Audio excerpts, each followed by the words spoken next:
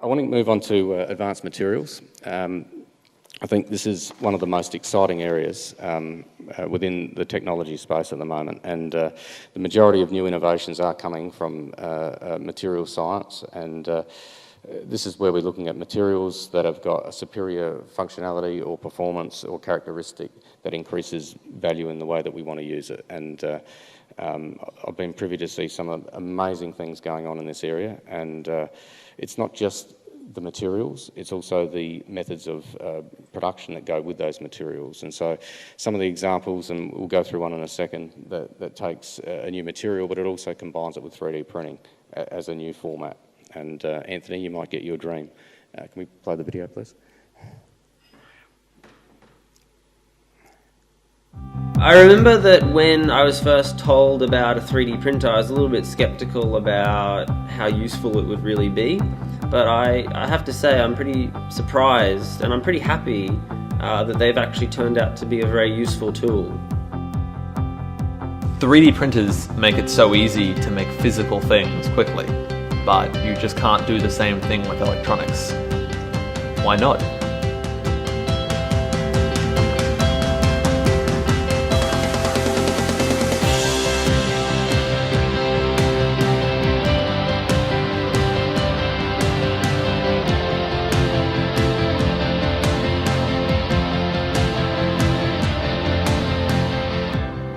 Having access to a product like this when doing my engineering projects would have been incredibly useful. Instead of spending hours soldering and having to correct mistakes, I could have simply quickly and easily designed a circuit board, even in MS Paint, and printed it out and have it working within minutes. The basic principle is it uses an inkjet process, so it prints in one chemical and then it prints on top of that in another chemical, and then the two chemicals are in liquid form, they react, and then the silver precipitate forms. So the software will be simple and easy to use. It'll be as simple as importing an image and pressing a button to process the file. This file will then be copied onto an SD card on the printer and printed out on the spot. We've been working really hard in the last 9 months to get the printer at the stage where it's ready for release. We've done tests with capacitive touch sensors and have been able to print onto a gamepad, which we've been able to use to play video games.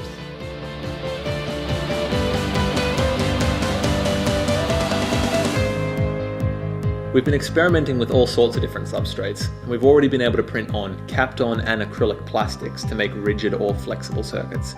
In addition to these more conventional materials, you can also print on stickers, paper, even fabric, blurring the line between electronics as a hobby and electronics as a craft. We want to make prototyping electronics as easy as 3D printing. So obviously it's in its early stages of development, but it's no coincidence that it's young students that are pushing the boundaries of this technology, and I think it reinforces the need to get the young and the clever involved in your business, because they can think outside the box and they can try things that are not constrained by tradition. I mean, a printer like that is a couple of $1,000s, and obviously with Anthony's setup it's millions and millions of dollars. So you can see from a disruption point of view where all of a sudden a competitor in a back shed can pop up, and it's, I think, a very simple way of highlighting how materials with printing can work. I do want to touch on some of the advanced material properties just to give you an indication of something that's significant.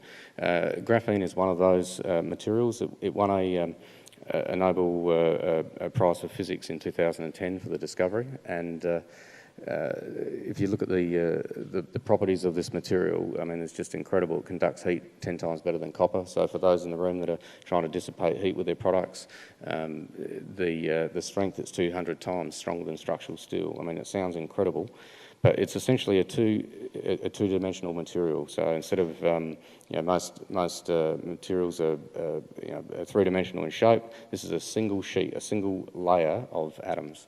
and as a consequence it has some incredible properties and applications, and some of them are in batteries, some of them are in advanced carbon fibre, and